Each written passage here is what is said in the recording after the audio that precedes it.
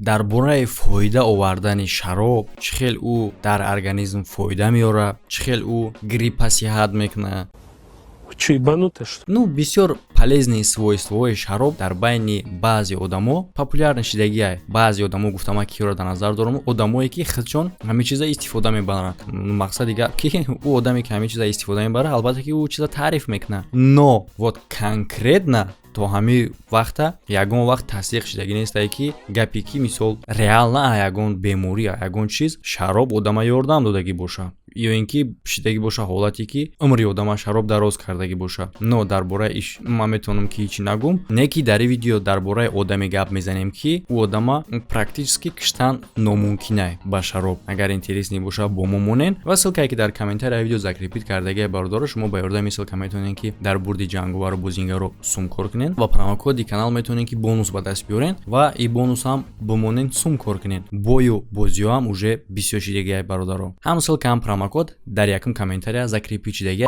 Соли 1933 пожарни аз Нью-Йорк. И буд як муҳоҷири ирландӣ. Зиёмаи Конор Макгрегор. И бародаро ҷабрдидаи Великии депрессия буд ки дар уҷа мубориза мебурданд бо сухои закон. Ҳамчун ҷабрдида даи сухои закон, яъне ки сухои закон чие ки мубориза зидди алкогол. Ҳамчун ҷабрдида дари закон ай корш мемона ва возможности оплатит кардани арендаи хонаша надошт, дар натиҷа дар кӯча мемона ва ҳамчун мубориза мебурдагӣ ба зидди алкогол, алкогола нобуд мекуна. Яъне ки чӣ хел нобуд мекуна? Мерезаша та замини та дуруни худаш ҳама хел план дошт ки нобудш куна. И дар кори худаш ҳамин қадар вот сахт мешава, ҷиддӣ мешава ки дар подпольни баро ӯра ҳатто железни майк ном мегиранд аз бисёр хурданша. Ӯ гулият мекард аи бар ба и бар ва ҳар як одаме ки ӯра угашат мекард як стакан ёки ду стакан ёки чанд стакан ӯ ҳама ӯра мехӯрд. Одамое ки ира угашат мекарданд ӯ байни худшон ставка мекарданд ки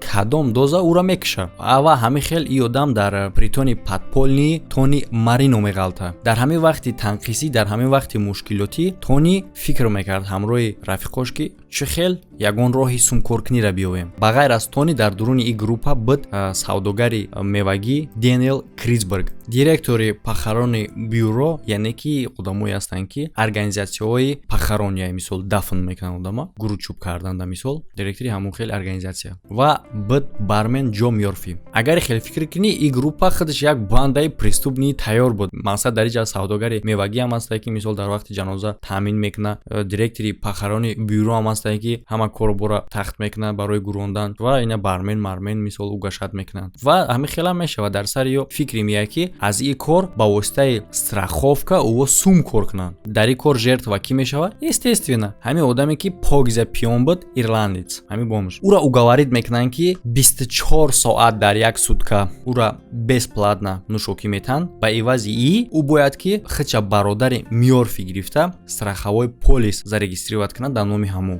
ҳаёти худша страховка кунад, мисол ҳолати мурданда Мёрфи $1800 мегирад ай кор. Агар ки ба эквиваленти ҳозира бигардонем, ин сум $35000 мешид. Албатта ки пиёнистка барои як чанд стакан шароби ҳозира ва дар оянда без ограничений, без лимитни машруботи спиртӣ коғазора имзо мекунад. Якум қисмати плани ин группа ба анҷом расидагӣ буд, не ки дуюм қисматаш хела ҳам жестоки буд. Барои оне ки ба страховка ӯ ин сума бигиранд, ин пиёнистка бояд ки просто бимра, мисол накишанша маҷбур ягон корша хатне, просто худаш ба марги худаш бимра. Ва одамое ки мехоҳанд ки аз ин кор фоида бигиранд чӣ намуд фикр мекунанд. Ва яъне ки ӯ дар чӣ хулоса меянд ки чӣ хел ира бикшем то ки страховкара бигирем. Плани ӯ ҳамин буд ки ӯ бояд муддати як чанд ҳафта аз ҳама арақҳои крепкӣ ва аз ҳама арақҳои кӯҳнара чанд қадаре ки возможно ҳамон қадар бисёр ӯра мехӯронданд ки ай передозировка бимра.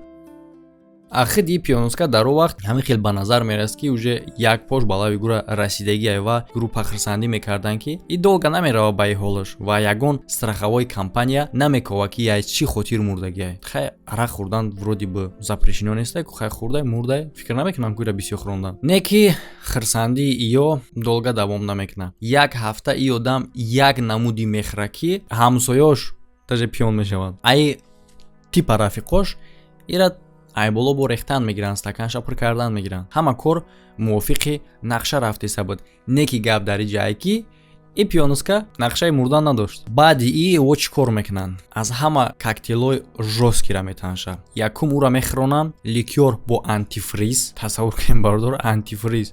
Не ки рӯзи дигар мия мисли ҳаррӯза гӯё ки ҳеҷ кор рух надода. Ин рӯз антифриза ҳалиш мекунанд ба скипидар. Иам ёрдам надод. Рӯзи дига спокойно меояд мисли ҳар вақт гӯё ки просто виски зада. Дар ин коктейл добавид мекунанд мази асп. А баъдан тамоман уже вайрон мешаванд. Заҳри муш добавид мекунанд. Не ки желудкаи алкоголик мисли намедонам, желудкаи терминатор буд. Ягон таъсир намерасон. А баъдан ин группа гуфт ки значит ки намешава ира кишта ба нӯшокӣ, значит ки ира мекишем ба хӯрока. Ура устрица метаҳанд ки дар метанол тар кардагӣ буд. Агар ки ёрдам надод, сендвича бо сардинои отравлени медоданд. Вақте ки ҳама ин намуд хӯрокара метанша, ҳамаё интизор буданд ки ҳозир мерава хонаш, намеоя мемра. Не ки субҳи рӯзи дигар бо меоя довольни ва мега ма кредити безлимит недорам, давай брез 1000 қатра. Муддати 1 моҳ без лимит на аз инҷа менӯша мехеза мерава. Ва албатта ки ин кори ёра ғазабӣ мекуна ин бандара. Скоро ҳама суми страховкара мехӯра мерава, ай сум мегзара мерава. Ё албатта ки бояд ба ин кор раҳ натан. Мегзарам ба плани Б. Шаб хонаш меравам вақте ки ховай, пиён ховай, борш мекунанд дар мошин миёранша ба парк, тарш мекунанд либосоша, покиза сарутопоша. Шаб дар дуруни хиндакӣ мепартоянаш. Не ки шаби дигар бо бармия тамоман комилан тандуруст.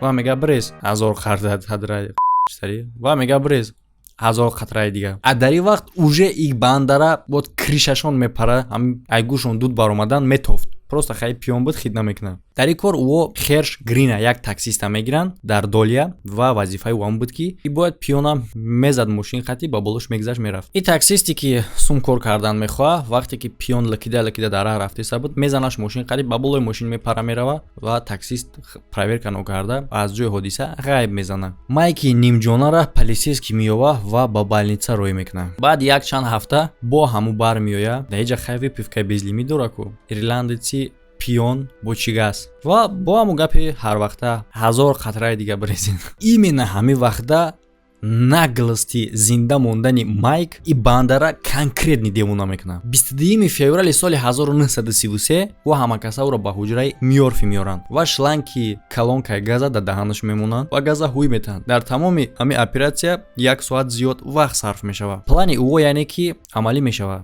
Мутаассифона, албатта мутаассифона барои хотири оне ки Майк уже конкретно мемра. Як врачи дигар аз сум метан, ӯ сабаби маргша пневмония мекунанд. Пиёнуска ба қабристон ва типа ҷурою мераванд суми страховкара гирифтанд. Ане ки гап хабари железни Майк погиза дар тамоми шаҳр паҳн шидагӣ буд, аз гапи аз даҳани кампирои қадира уже ба гӯши полисейскиё мераса ва ин кор дар полисейскиё ғайриоддӣ метова. Албатта ки агар Майк худаш ягон вақт хушор мебуд, ин кора хид мекард. Не ки ӯ 24 соат дар сутка пиён буд. Вақте ки полисейскиё гапҳои истиқоматкунандаҳои шаҳрра дар бораи ӯ мешунаванд, ӯ мераванд қабра эксгуматсия мекунанд ки мекананд ҷасада ба экспертиза рой мекунанд. Дар вақти экспертиза дарёфт карда мешавад дар организми ӯ дозаи беҳадам зиёди угарни газ. Ҳамаи одамое ки дар ин кор даст доштанд мехапаншон. Таксист ва врач қатъи полисейскиё ҳамкорӣ мекунанд ва ҳамеё дигароро мефурӯшанд. А таксиста боша пожизненно мешнонанд ва ин 4 нафари дигара тобистони соли 1934 дар электрический стол казнид мекунанд.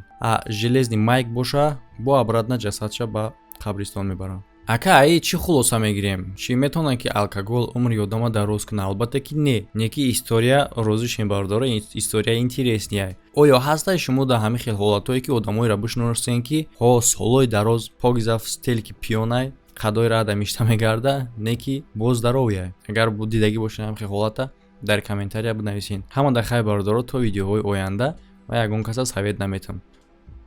Нӯшиданда.